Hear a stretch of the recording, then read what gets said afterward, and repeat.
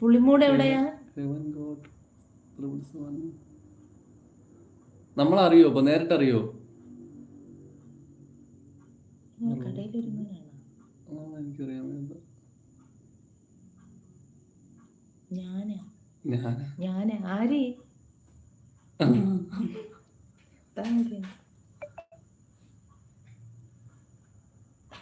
ചേച്ചി പറഞ്ഞില്ലേ അശ്വിനോടാ നമ്മളെ കടയിൽ വരുന്ന കടയിൽ വെള്ളം കുടിക്കാൻ